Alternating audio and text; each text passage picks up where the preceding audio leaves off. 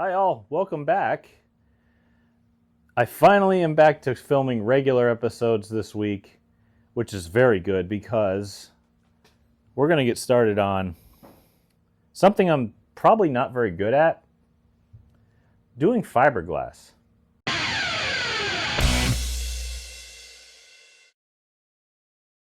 Trying out a new microphone, so this is like the fourth different type that I've had, but if you're new to the channel, welcome. I appreciate every single one of you. Please consider subscribing if you haven't already. We do a lot of DIY stuff, mostly race car stuff, lots of automotive stuff otherwise. If you know somebody who might be interested in this type of thing, send them my way. I greatly appreciate every one of you. Not looking for no money. I'm looking for Google to send me some ad revenue because they play ads on my videos and they use my intellectual property to make money. Therefore, I should make some back. That sounds like a good deal to me. Anyway, today we're going to get started on the new hood. New to me hood. Let's just put it. This thing has a crack pretty much everywhere. Here. There's a old hood pin hole here that's got a crack. We're going to try to manage that. There's a big crack here. There's another one down there. There's one right here. Like I said, it's not an old hood. It's longer than my current one, but it's not as chopped up in the back. So that's why I kind of want to use it. It needs to sit flush against my windshield, and this one's about an inch longer than my current hood, which has duct tape and aluminum riveted to it. We're going to try to get around that. And by doing so, hopefully, we're going to not have to spend a whole lot of money on a new hood. You know how much a new hood is? It's like $310. I don't know if that's the exact amount, but it's really close to that. So what I did was I went to my local auto parts store and just bought these. I got two of them. They're just fiberglass repair kits from Bondo. It says stage 2. I don't know what stage 1 was. But inside these contains, looks like a bunch of glass mat, a squeegee, resin, and some hardener, which is exactly what we're going to need. So I'm like, well, I don't know what stage 1 was, like I said, but this looks like what we're going to use. Let me show you what else we're going to use to figure this out. Like I said, this hood's been sitting out. It was my brother's, I think, at some point. Well, it had to be. I don't think it was mine. But it's been, well, it's a little dirty. I got to clean her up. She's, cracked. Like I said, there's cracks in it. There's cracks in it here and there. I'm bumping into everything. I got to refill these holes because, well, I can't use them. Big crack here that somebody tried to clean up. Big whatever happened here that doesn't look like it got sanded down or didn't look like it got all the resin into it because it's got some air bubbles, and down here is a lot of the same. So what we're going to do is at least clean it up first. It needs to be heat formed because you can see it's kind of tacoed. Like the edges here are rolled up when they should be rolled kind of down and flat. That we'll figure that out. We'll put it in the sun and have it just heat form. But down here again, I missed this spot, but this is very ungood. So we'll figure something out for that. And we'll make as good of a repair as we possibly can to it because, frankly, I don't really want to spend $300-something on a hood when I've got 3 of them to choose from. And yeah, they're used, but like a good coat of paint and a little body filler does a lot. Please keep in mind, I am not a professional in any way. So what I'm going to be using is this. This is like 120 grit stick-on pads for my ancient DA sander that I got at a surplus store. I don't even know where. I might even go to Harbor Freight and buy a new one just because of how little I use it. We're going to use this. I know 120 is probably a lot, but that's okay. I need a lot. Maybe I'll buy some lighter grade ones later, but we're going to knock down a whole bunch of that high stuff and scuff it up and dig into it a little bit just to get to the meat of it. And then we're going to start just kind of laying in stuff. But first I got to clean it. And so we got all our materials, hopefully, well, most of the materials to at least get started. So let's at least get going. That way we don't have to wait. What's pretty cool is that my work called me today, which is one of my normal days off is today. And they said, hey, you got an extra day off and we got to use it before the end of the year. Do you want New Year's Eve off? Of course I want it off. I get paid for it, so I get it off. So I got an extra day to work with you guys, and you know what? I'm going to take full advantage of it. So let's get to work on this thing, cleaning it up. I don't know what I'm going to use, probably just some rags and some Harbor Freight degreaser I watered down. And hopefully we can get this thing in some shape to start at least fixing it. I don't know if we're going to be able to fix it because we're not professional body people. We don't know how to work with fiberglass to an extent. I know basics, but let's see what we can do.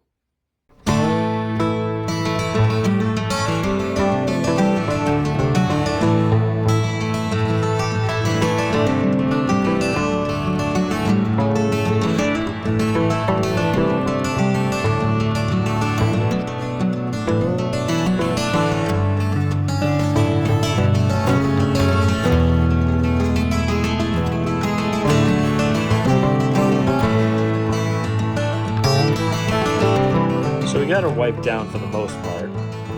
And again, I know I'm going to get a bunch of messages from people who actually know how to do this type of thing, which I'll appreciate, but will probably receive too late because I will have already done this. But this is exactly the process that you'll probably end up going through if you're doing something like this. You'll probably do exactly what I'm doing. Take a look at it. Have some tools and some semblance of an idea of how to do it. Start doing it. Have it not really turn out quite the way you wanted it, but end up just doing it anyway. And making, lemons into lemonade. And it might not taste the best, but at least it'll, cool you off on a hot day. But it won't be right. And then someone will tell you how to do it right, but you'll have already done it. Google is probably our friend, and we'd probably figure something out by looking at it, but we're still not going to. We're just going to do it and hope for the best. And I keep looking at this thing, and I'm like, wow, did I bite off more than I could chew or what? Because I'm looking at it, and this corner is really peeled up like, oh.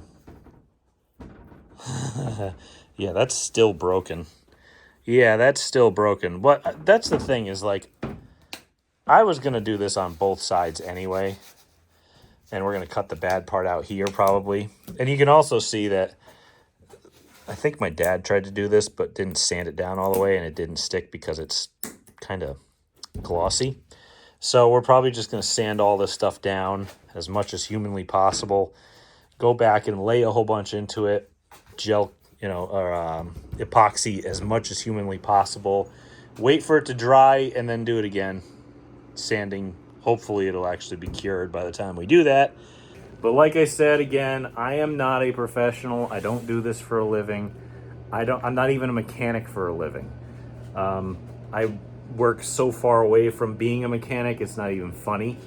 But I don't work in an office or anything like that. So it's like, well, this is exactly what a DIYer would do. Let's just figure it out and do it. So I think the best way to do it right now is to just kind of jump in and do it.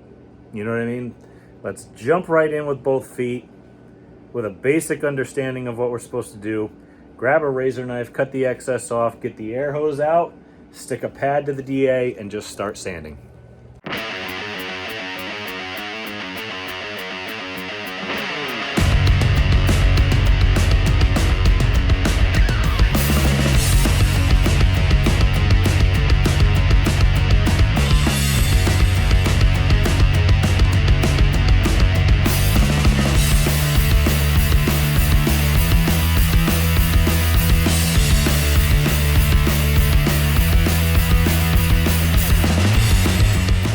Side and the front side scuffed up pretty good.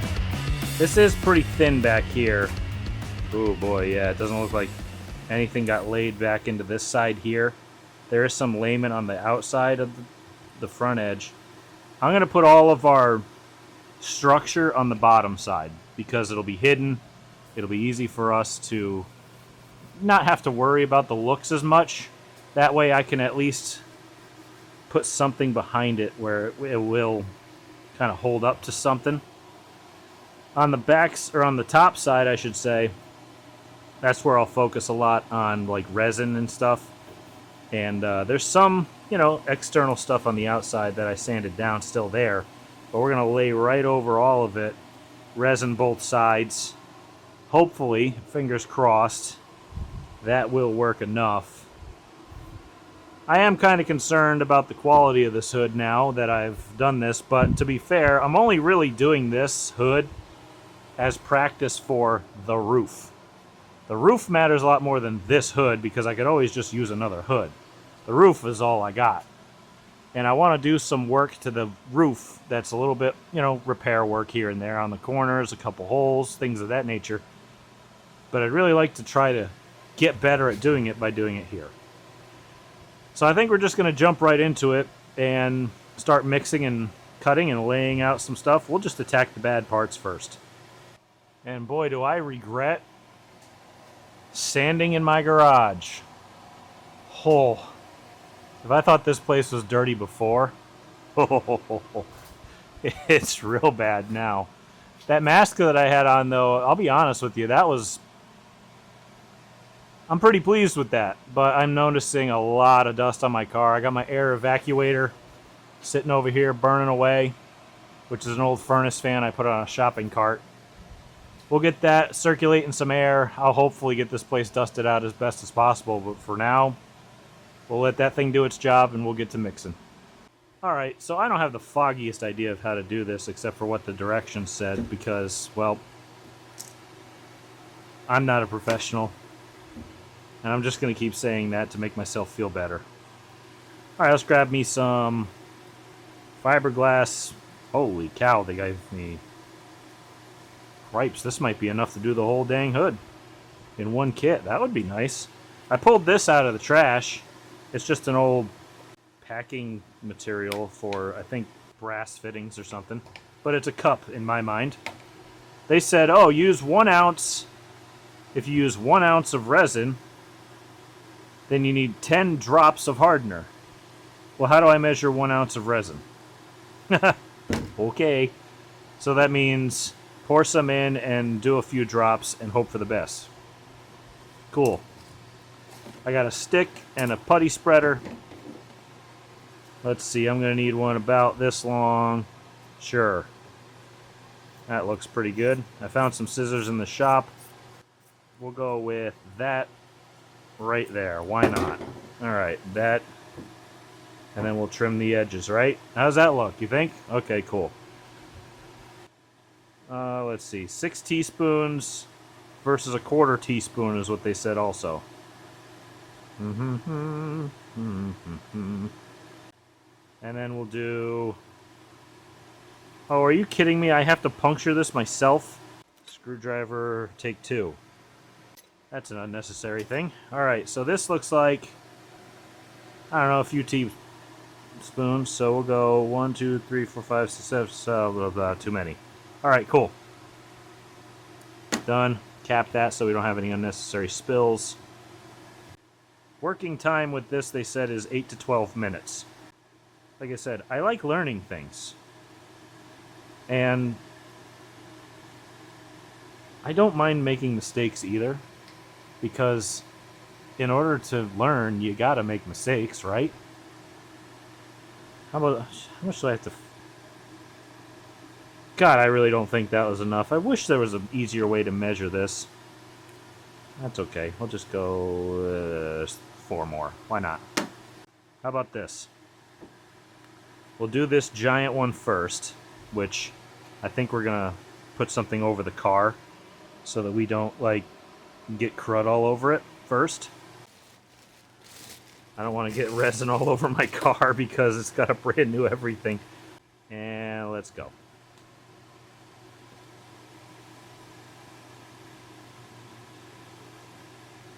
This is probably the wrong way to do this, huh?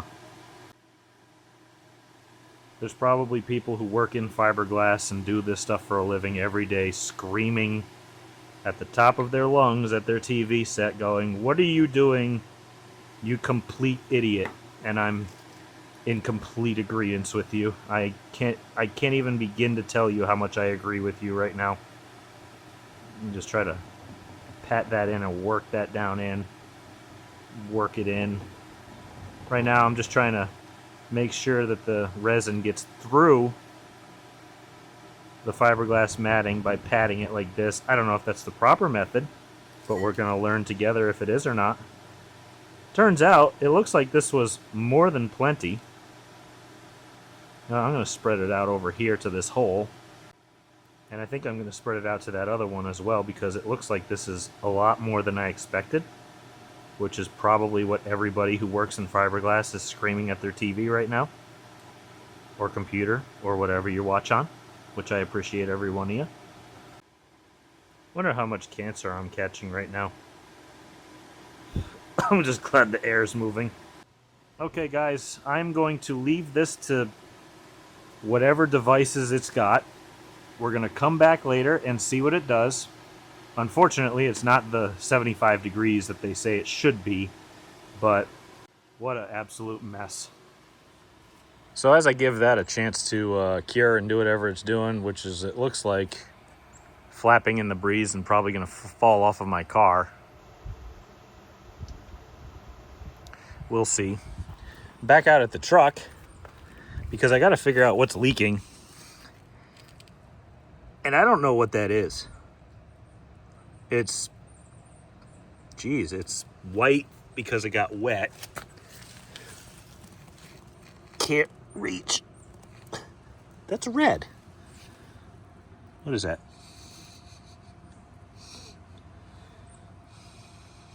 Wish I could smell it. That's ATF. Why do I have ATF coming out of a manual pickup truck?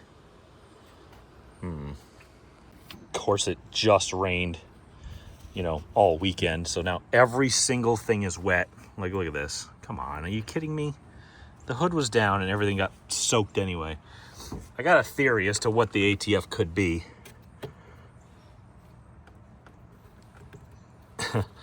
Apparently that's going to have to...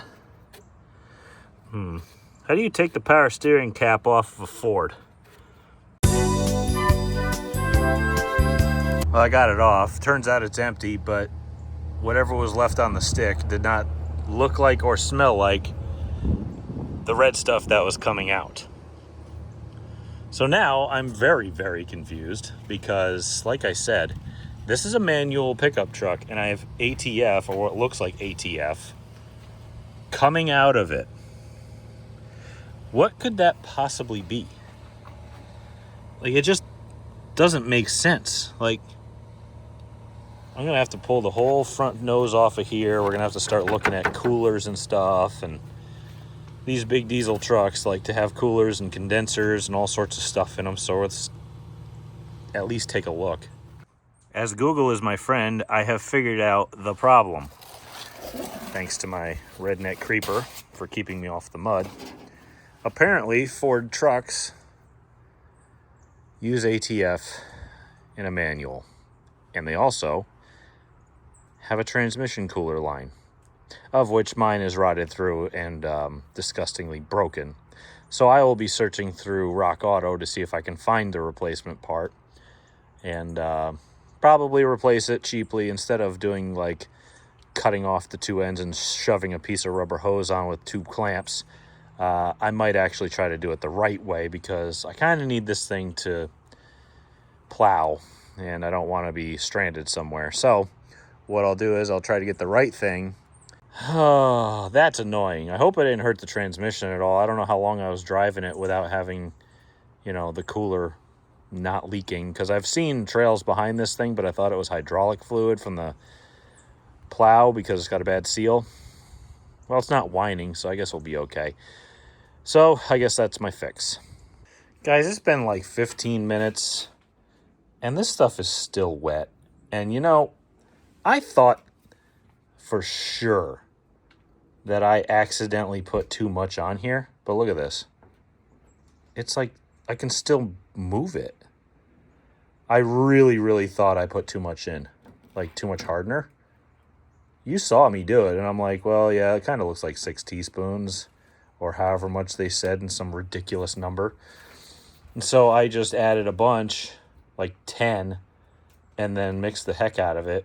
And then I was like, nah, it doesn't look like enough. So I mixed like 6 more, and I thought that was way too much hardener, and just mixed it anyway. And it's not. It is absolutely not drying. So maybe I'm just impatient. Because, you know,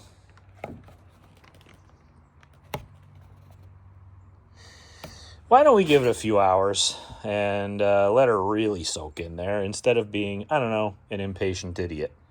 So instead of just waiting, I might as well just do the rest, right? And then if we screw the whole thing up, I'll just go buy a new hood, you know?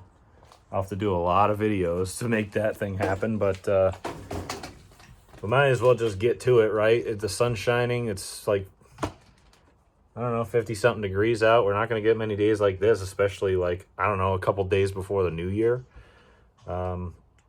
Let's dust off all of our equipment because it's still disgusting from sanding everything. Just get to it. Let's just do this.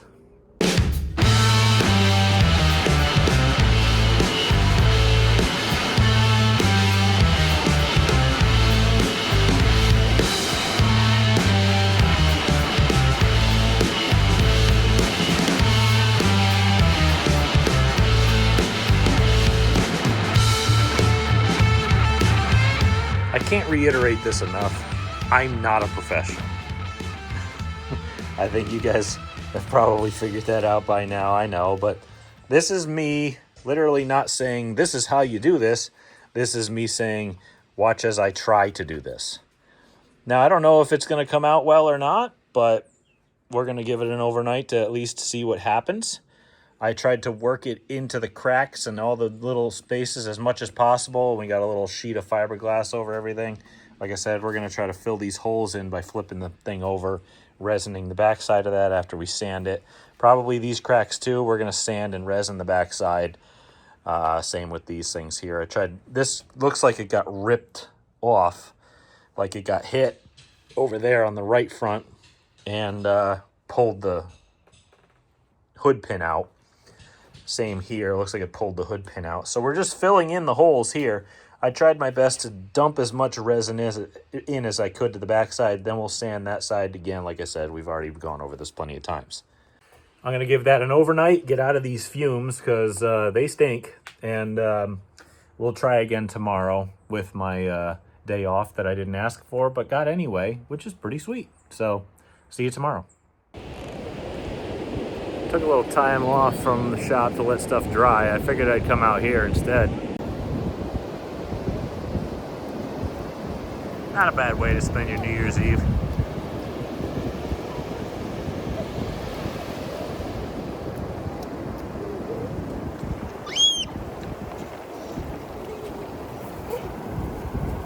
Run, boy.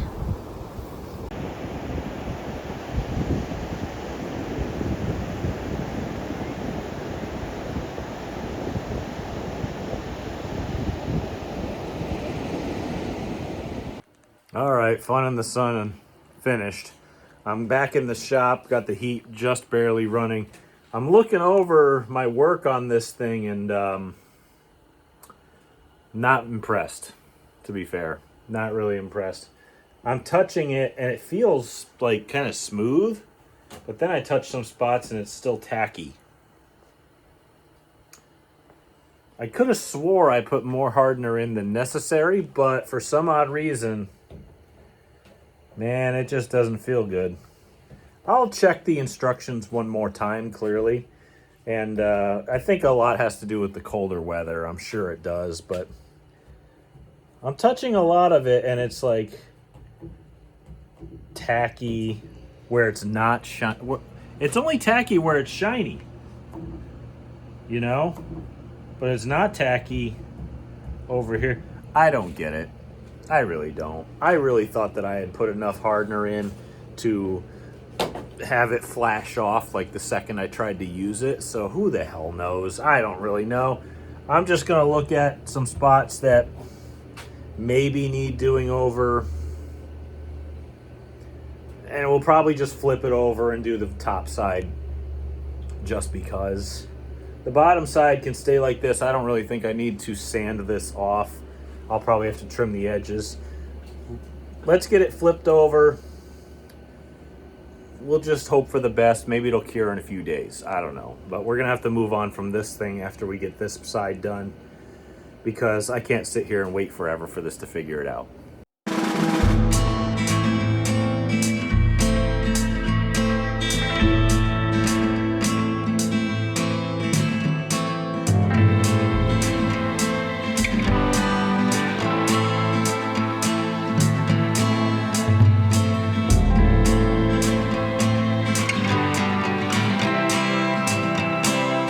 Front side, well, top side, I should say. Oh, I missed a spot.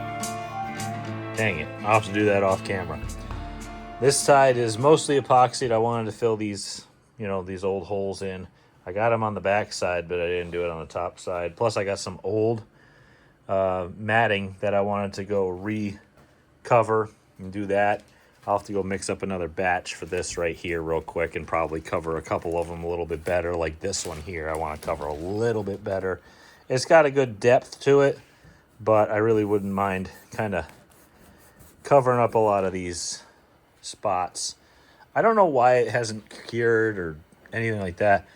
This one, this one looks like it got filled in pretty good. Looks like it's kind of dribbling just because it's running downhill. I'll try to see if I can move that back, but since it's now a waiting game, I guess it's going to be a very, very quick shop night for me. I was literally out here probably a half an hour. That's not much, but what else can I do when I have to wait for something to dry and it's cold out? Especially stuff like this that doesn't like drying in the cold. If it doesn't dry by tomorrow, we'll take a heat gun to it. Maybe that'll help. I don't know. Maybe it'll help at least express the process a little bit more. I don't really know if it's going to help or not, but I also have a very good excuse for not doing a heck of a lot in the shop today, as it is New Year's Eve, and my kid wants me to play video games with him, and I have a league race tonight, so I can at least afford to go inside for a little bit. So, beach day and short shop night over. I'll see you tomorrow. It's New Year's Day. We're back, and I've already been outside working on the truck, getting the plow truck ready. It looks like it's going to be cold, and winter's finally going to catch up to us. Probably going to get some snow in the next few weeks. I'm just assuming. So I got that line patched. And I need to get fluid for the transmission, but I don't have any. And it's New Year's Day. I don't know who's open. Otherwise, I'm in here looking at our results from our efforts. And I'm getting mixed ones. Remember last time we had sticky spots that were shiny? Well, these shiny spots are not sticky. It's unlevel, so it didn't settle properly. That's okay. We can touch that up. There's these little cracks over here that I'd love to address, but right now they're probably okay for now. I'll probably just leave them. The big ones are my issue. This side came out a lot better than the bottom side, because I feel the bottom side and the bottom side's still tacky. I don't think it mixed properly, even though I sat there mixing it forever. But you touch it and you move it, and it's super rigid, especially along this crack. I filled it in and laid a bunch of stuff over it. So this is okay. This is a lot more of the same. This one kind of settled. I knew that would happen. This one, a little bit of settling. It's just a little lower. We can touch that up. It's not tacky though, see? This one came out pretty well as well. This one did this one did just as well as everyone else. And this one I completely forgot about. So, we're doing pretty well. I think I have a solution for those tacky spots on the backside. And it involves me just taking a little paintbrush and the hardener that this stick is stuck to. There we go. I'm just going to put drops of hardener onto a paintbrush and just brush it over those tacky spots. Maybe it'll activate it. Probably won't work. Who knows? I just want to get that cleaned up. And then we can sand it and hopefully shape it. It might be ready after we do this. So let's get to work on these weirdo experiments, and maybe they'll do something for us.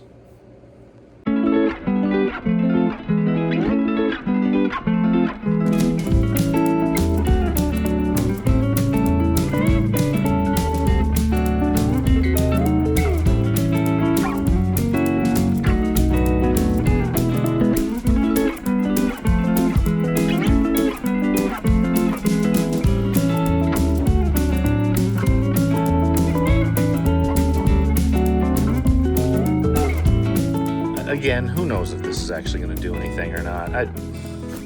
It just seems like, for whatever reason, when I mixed this backside stuff, it didn't mix completely, or something happened, because some of it came out, just fine. It's hard as a rock. It's no problem. It's, as expected. And then the edges, it's like it never got mixed, and it's just resin without hardener. So it's really kind of difficult to quantify how that happened, but I don't know. Doesn't really matter. At this point, we're just trying to get it fixed and finished up. And we'll let this sit and do whatever it's got to do for a bit.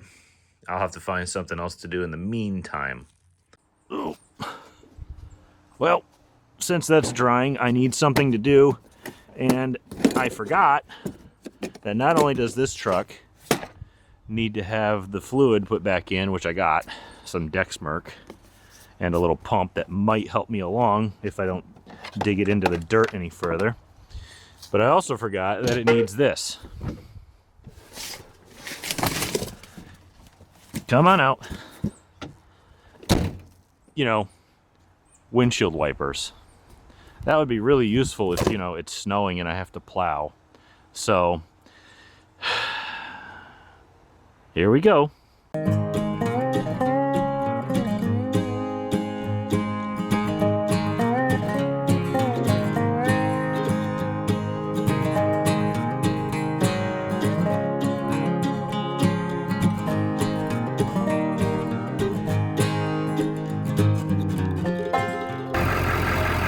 I got her warming up to check for leaks on the cooler line that I put in down here.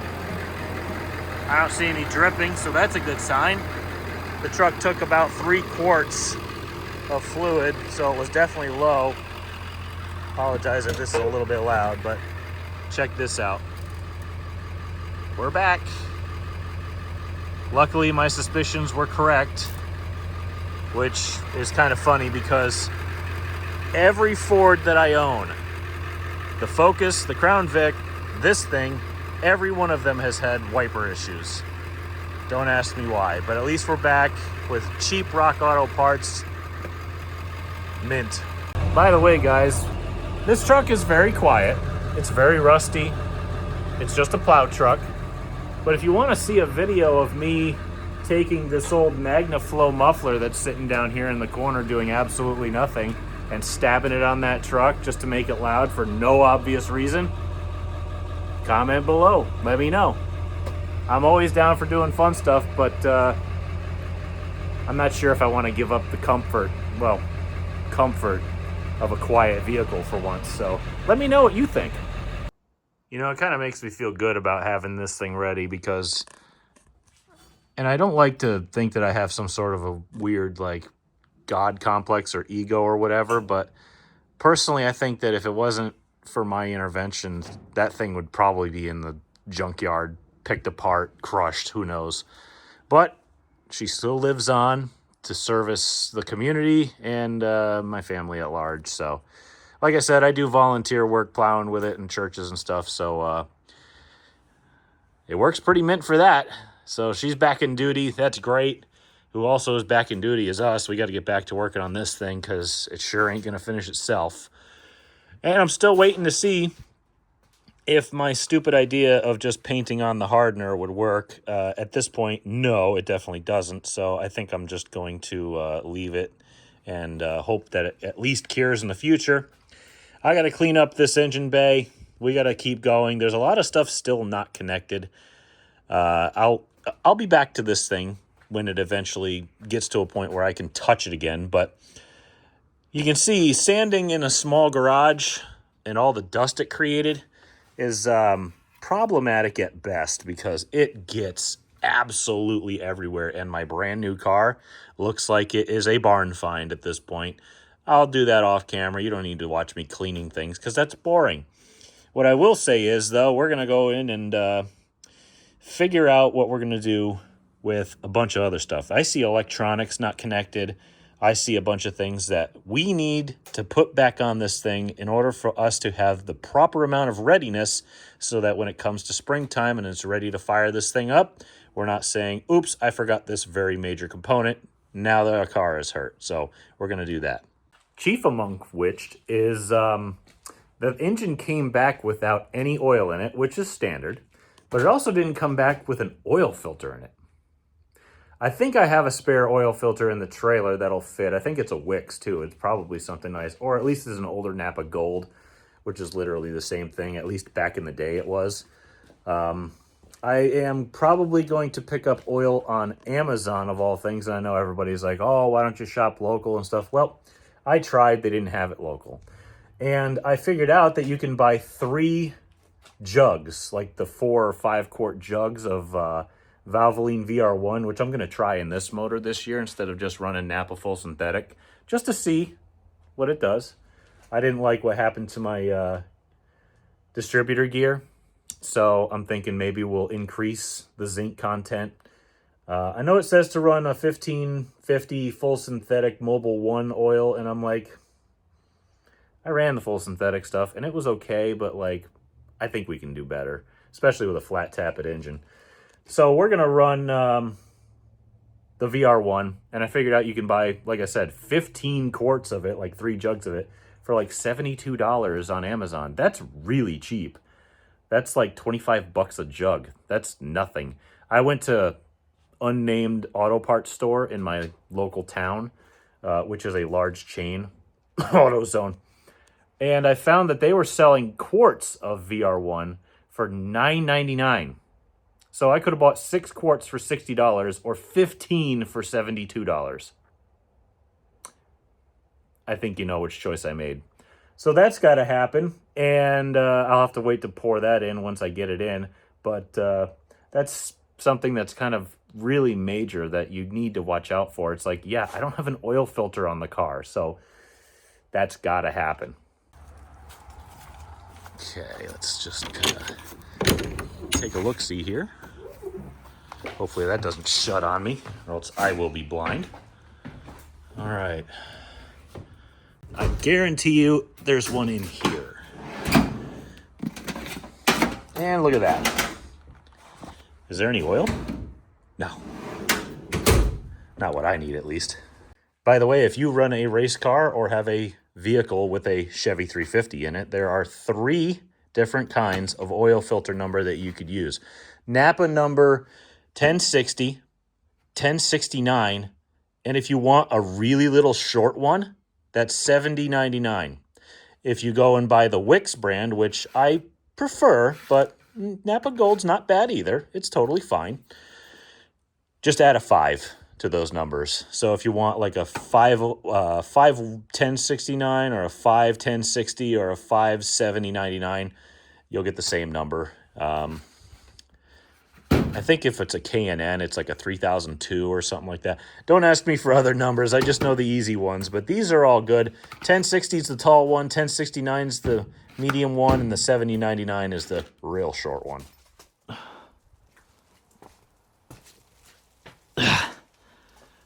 I know what you're thinking. What's he doing with another one of those? Yep, I got a smoking deal from a friend on another transmission. Why do I keep buying them? Simple. I'm a hoarder, number 1, and that's not a bad thing sometimes when it comes to race car parts. Why is that? How long ago did they stop making Saginaw transmissions?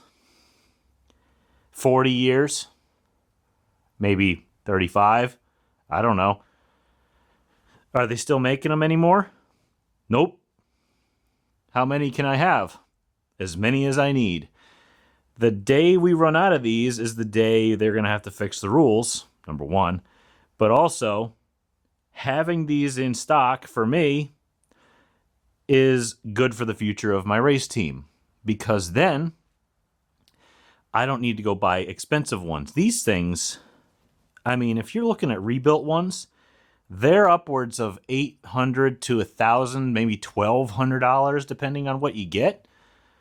I mean, if I can spend a couple $100 on something that was sitting in somebody's shop for decades and they weren't using it, and they're just like, I need to get rid of this thing, and I come along and just kind of snatch it up because I can rebuild them and I can make them whatever I need, why wouldn't I do that, right?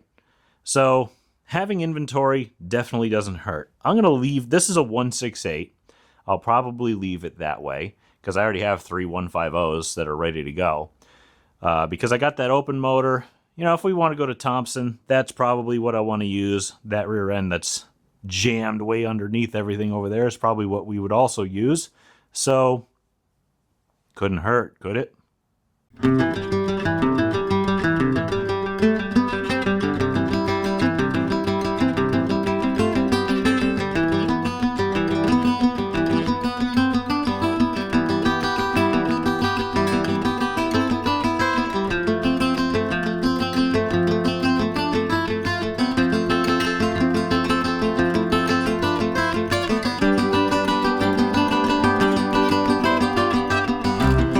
So as I'm piddling around, just kind of putting things together and making sure I check things off the list, I noticed that this carb body that I put together, this thing is literally, you can see one part of it is shiny and the rest of it isn't.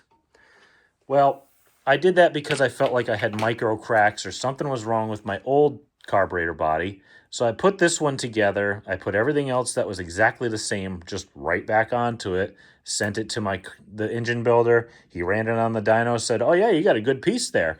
Because he made whatever adjustments he felt necessary, and that was it.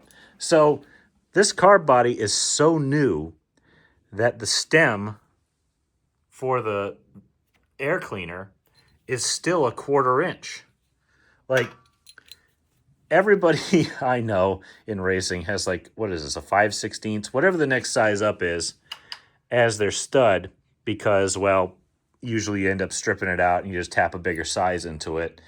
But if you buy any sort of, let's see, where is it? There it is. Oh, good, there's chewed acorns in my car. That's exactly what I want. But if you buy these aftermarket air cleaner studs, they're like 5/16. They're bigger. They fit this big one. All of my carburetors also have this one. So do I try to find a stud that still fits the stock one, or do I just give up, tap it out to be exactly the same as what my other ones are, and make them all universal so if I need to swap a carb, I can just throw the stud in there and not have any issues? Plus, it'll be a little stronger. I think I'll just tap it out. I don't feel bad about that at all. Because it's one of those situations where it's kind of like, if you're building your carburetor, you're going to helicoil all the bowl screws anyway, because if you don't, you're going to strip one at the track and the helicoils are stronger. So I just did it anyway. It doesn't matter, you know? So at least I don't have to worry about that. That's check one worry off the list. It's like doing the dowel pin on your 12-valve Cummins. As long as you do it, you don't have to worry about it anymore. If there's something that I harp on to other racers or maybe new beginners and people like that, it's that you cannot be scared to do things. And I try to make that a point on this channel all the time. Don't be scared to do things, seriously, because you'll never get anything done. And if it comes to stuff like that, like carburetor work, just jump in. If you ruin it, you're out some money, but you learned a lesson. If you do it right, well, then you don't have anything to worry about. But you got to learn somehow. Mistakes are 90% of how I've learned doing things. So I'm going to actually turn in for the day. It's a little early, but that's okay. We still got a couple days left to film. We're probably going to have a really long episode either way. So I'm going to let that hood cure a little bit longer. Maybe do the one spot that I kind of missed. And maybe tomorrow we'll come back out and, I don't know, start shaping it. We'll put heat to it. we'll get some of that stuff sanded down. We'll get that kind of prepped up, and hopefully we can work with it. This next day, gonna try to get some of this fiberglass done. Got the heat on so I don't freeze out here because we're gonna get a cold spell. Thankfully, yay, hooray. Anyway, we're gonna start addressing some of the excess on this thing. Like you see this corner here, there's a bunch of excess flap on the edge. We're gonna start addressing that. We're also gonna start sanding, well, you know what? We're not gonna sand the bottom. Bottom don't matter. Nobody's gonna see that. All this stuff, well, maybe I'll show you. I tried that activator stuff. All it did was just spread the stickiness out. So I'm wondering if that epoxy is just kind of crap. Maybe that's why it didn't work very well. Well, let's be fair. It was Bondo brand epoxy. Sorry to use a name, but it was kind of crap. So maybe we'll... Nah, I don't think we're going to sand down the bottom part. What we will do, though, is we'll take it and get to the top side. And we'll start addressing some of the high spots. Maybe I'll take a smaller sander, like my little buzz wheel there. Just kind of knock the high points down and address some of the excess issues on these. And we'll get to those and maybe just knock those flat a little bit, enough that we can maybe throw a coat of primer on it someday. Or maybe even just slap a coat of paint over it. And hopefully, fingers crossed, we can call that one done. Once we get that done, maybe we'll figure out where the hood pins go. But I really kind of need skid plates because I really like having a nice piece of metal that I can drill through, or at least I already have a hole through it, rivet it to here so that it won't pull the fiberglass out as easily under impacts. So put this back on the workbench and start sanding.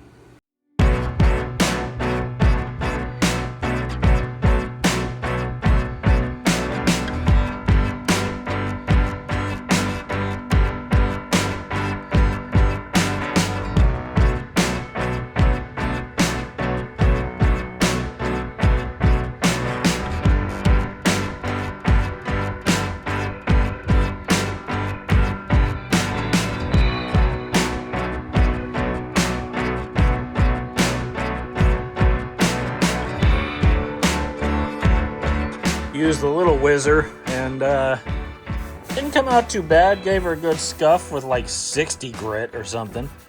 I really should have used something a little bit less aggressive, but it got the job done pretty quick and it knocked all the high sections down. If I really want to do a nice finish, I'm going to need to get a really high grit sanding disc for the DA sander over here and really go to town with that. But I don't really want to use 120 on this because it might dig a little too much out of it, and I don't want to go too thin on the regular non-damaged, but less damaged fiberglass part. So like this, you can see this thing got peeled up at one point, and you can see the cracking in it. That's just on the outer gel coat there. If you look at the bottom, there's really no damage there. It's just flexed to the point where the outer part cracked, just the finish. But yeah, I knocked all the high sections down. I even took like 5-minute epoxy and kind of used it as spot putty. But it came out pretty well. Like I said, it's a little bit off and a little thick in spots. It's not perfect. This is not a perfect finish. This is literally just me trying to repair something.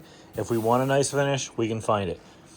Also, I put some 5-minute epoxy in that hole, which it's now starting to level, which isn't so great, but what are you going to do? I just wanted to get that hole patched up so that we can figure out what we're going to do next.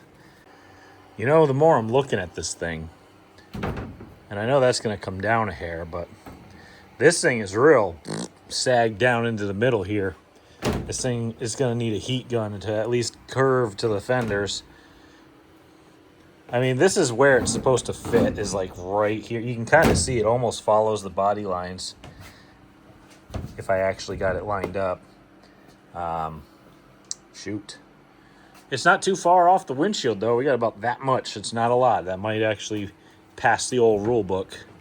But my problem is, I think the fenders are taller than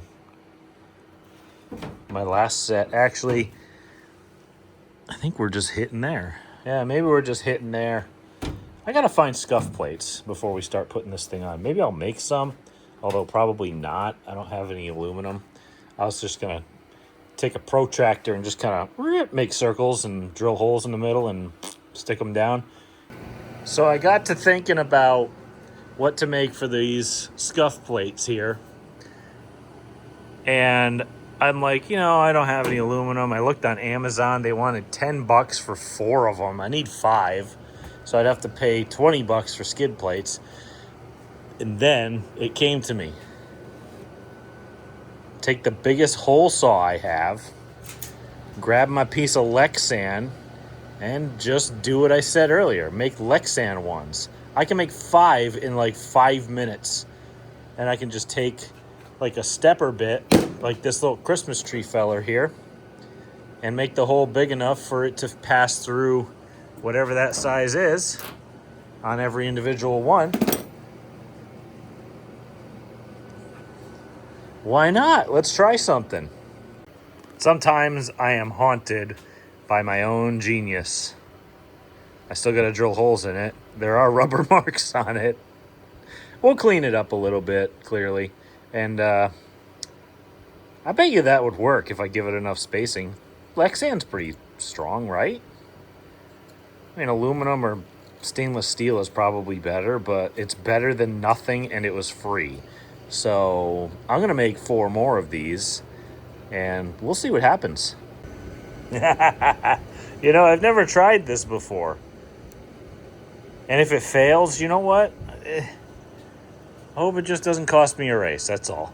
But hey, Lexan is supposedly as strong as steel, and I would trust this. That's why I'm doing it. We just got to drill mounting holes in it, and what I'll do is I'll probably clamp them all together and just drill through all 4 of them at once. And we're going to have to hold off on that first, though, because we're not going to do that until we get the hood, well, at least painted.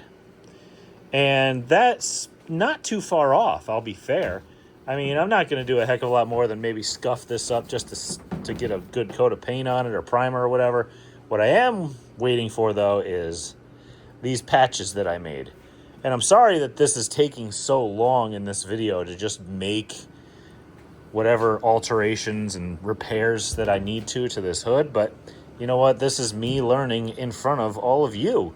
And if you can do it better, seriously, all power to you. I hope you can, because I guarantee you can, or a professional could.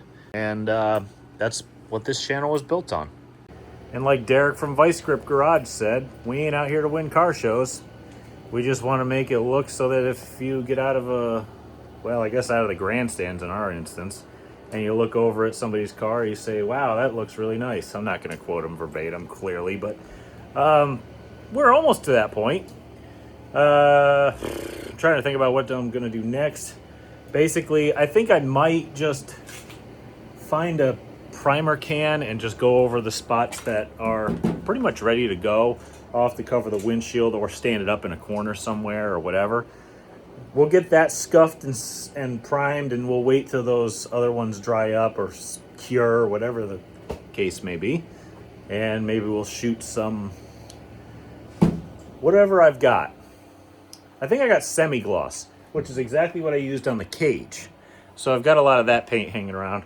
I don't think we're going to just paint this hood verbatim, though. I think what we'll do is we'll just throw a wrap on it. That'll be an extra layer. It'll be protective, and it'll cover a lot of our sins. So I think I might do a lot of wrapping on this car because, well, I was thinking about painting it, and then I got to kind of thinking about it more.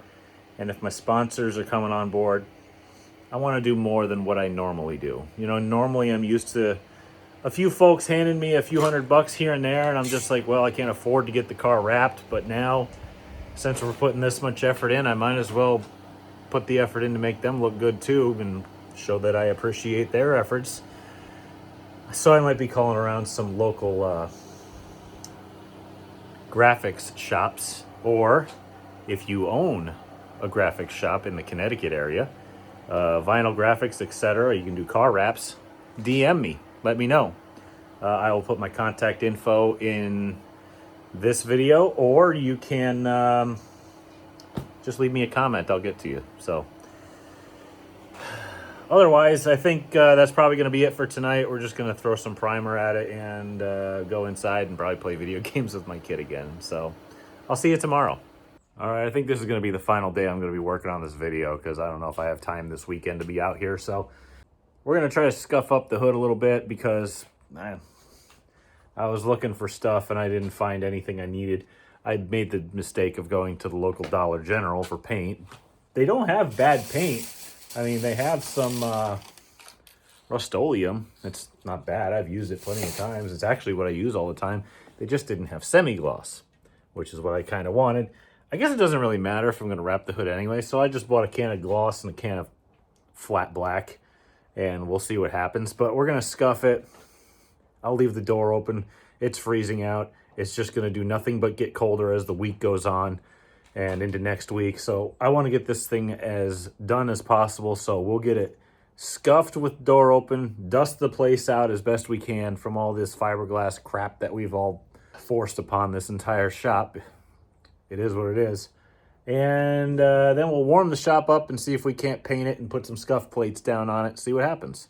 And maybe we'll even take a heat gun to it and try to form it to the hood by putting some weights on it or something. We'll figure it out. We got all night.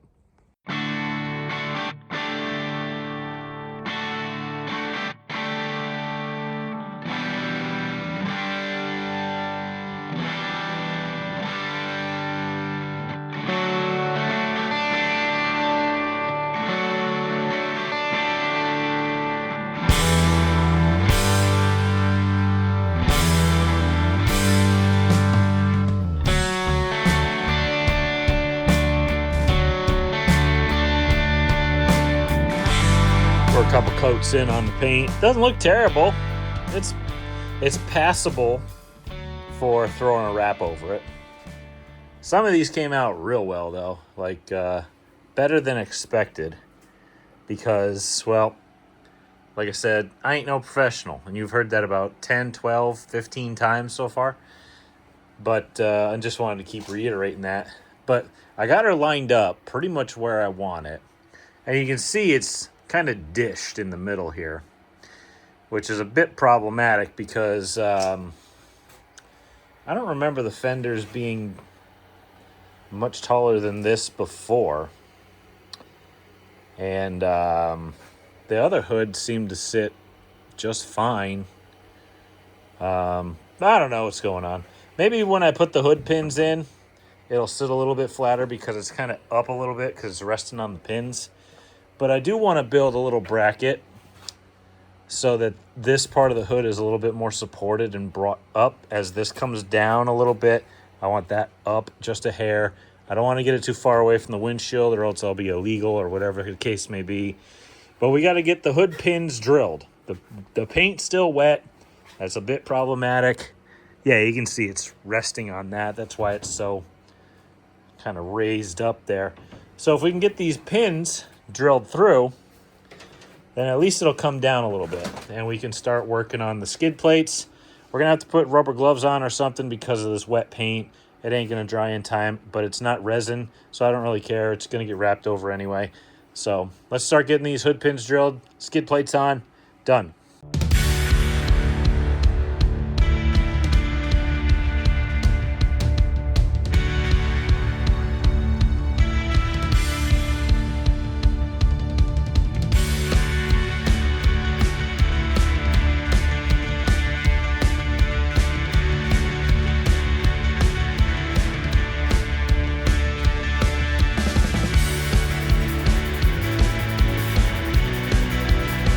Honestly, not bad. I did kind of goof, though.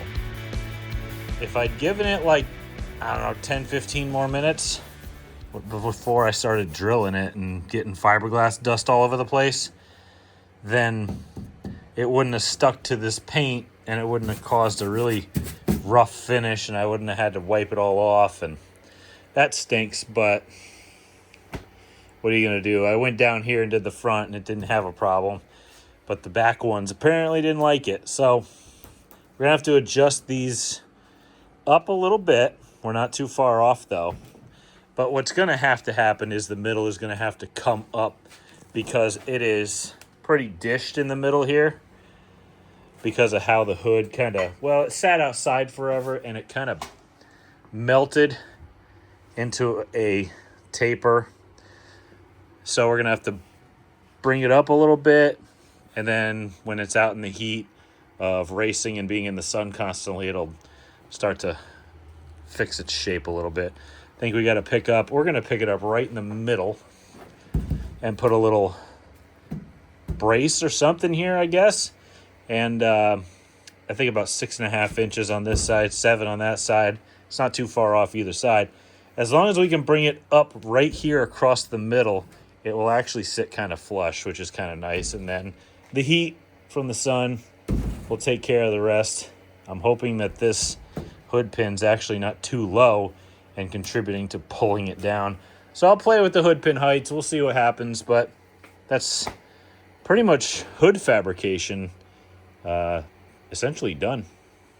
Trust the process, folks. You can see it's already starting to fit. I got some lead bricks here on the sides holding her down. Yep. And I have little braces that I've created. They're in that side and that side. I made the left side a little bit lower just in case I need to see out of it a little bit better. Everything's pinned in.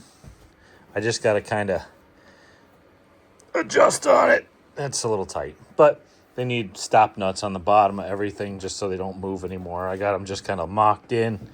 The little Lexan skid plates, though, they're pretty cool, huh?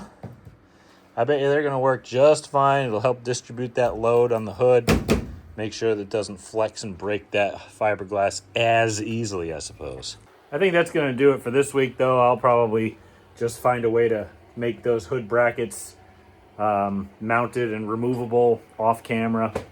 I'll probably use some kind of a rivet nut or something to just kind of mount them to. I think they're on some secondary roll bar, strut bar, whatever the case is underneath there. I couldn't see. I was just reaching around blind, and I just used a marker blind to kind of set them in place.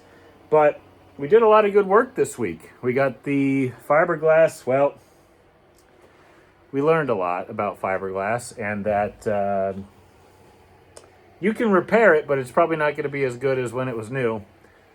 If it was a boat, it'd probably hold water. That's, I guess, all that matters. So, and we also got it to start forming to the shape of the body, which is good. Obviously, heat would help with that, but we'll get around to it when we get around to it. But for this week, thank you guys so much for watching. I greatly appreciate it. This is probably a much longer video than I had anticipated. And we're right back on form. So right back to normal programming again, now that the holidays are over. Tell your friends if you think they'd like this sort of thing. You know, watching me learn how to do things in front of you. Maybe you guys learn how to do something. Maybe you guys know a heck of a lot more than me, and you can pass along your wisdom to me, because I would greatly appreciate that. Because maybe then I'd be able to do this a little bit better. And that's kind of the point of this channel, is do it yourself and don't be afraid to do things, and maybe pass along that information instead of holding on to it for yourself. Because in order for racing and motorsports and, well, car culture at large to survive, you really shouldn't keep secrets, because secrets are a great way of making sure people aren't interested in doing this, and it's a good way to make it die. And that's not what I'm interested in. I'm interested in it surviving. And granted, I'm not going to give away every secret, but I will say that I'll do my best to help anybody along the way, if at all possible. Thank you guys again for watching. I greatly appreciate it. Subscribe if you haven't already, and I'll see you next time.